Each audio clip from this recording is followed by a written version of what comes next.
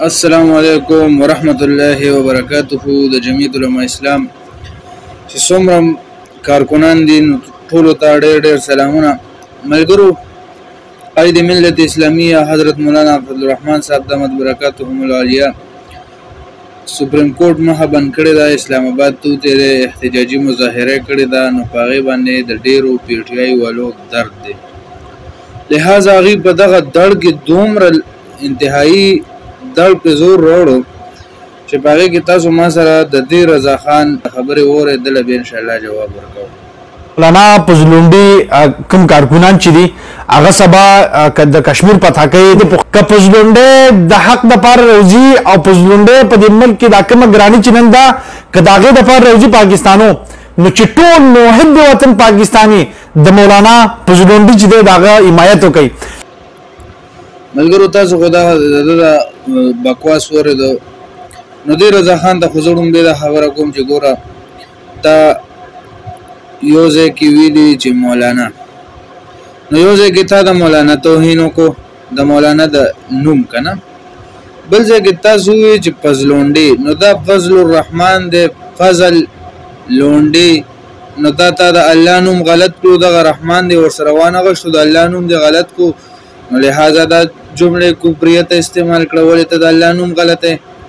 نو د خور او د مور به دې پته نه لګي چې خور به دې په کوم بازار ګرځي، مور به دې په کوم بازار ګرځي، د ډم بچیا، د خر بچیا، د سپي بچیا،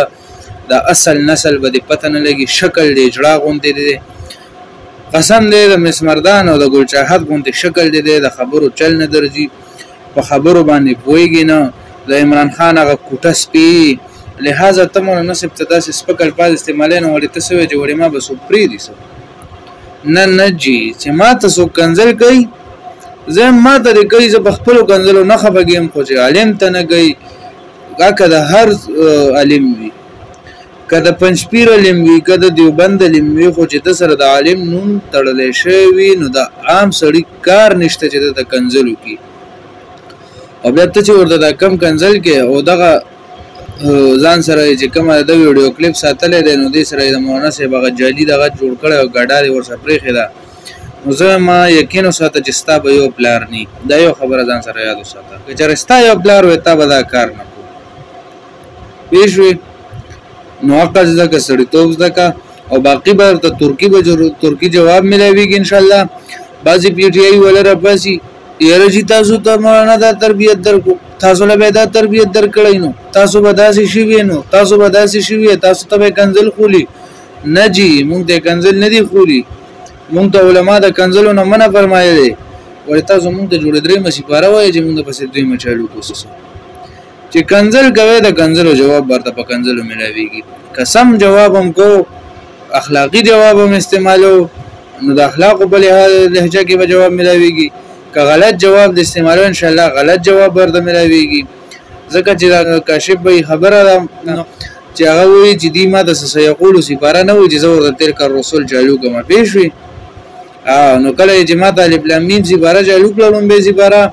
نو انشاءالله زه به ورته سیقولو نه چالو شم، او تر د په الناس پورې به ورته انشاءالله ټول قرآن ختم کړم د الله په فضل سره. ستا لیډر له به کلمه نه ورځي، زه به ورته په میډیا ټول قرآن ختم کړم د الله په فضل سره. خو قسم جواب دی راکو، او که دغه شان په زول بکواس استعمالی او د پلار او د مور دی بیا پته نه لګي، نو بیا ورته جواب میلاویږي. لہذا سړیتوب زده که، عقل زده که، که سړیتوب او عقل نه زده کې، سخت جواب ورته میلاویږي چې څه کولی شي وکړه. انشاءالله موږ ستاسو نه یېرېږو، نه ستاسو دمکیانو نه یېرېږو، نه ستاسو په کنځلو یېرېږو چې زما عالم ته کنځل کېږي، زما د عالم پګړی کنځلی کېږي، زما د عالم ګیره کنځلی کېږي، د الله نوم غلطېږي، نو بیا زه څه شم؟ ما ته دې هم خلک کنځلې کوي که نه.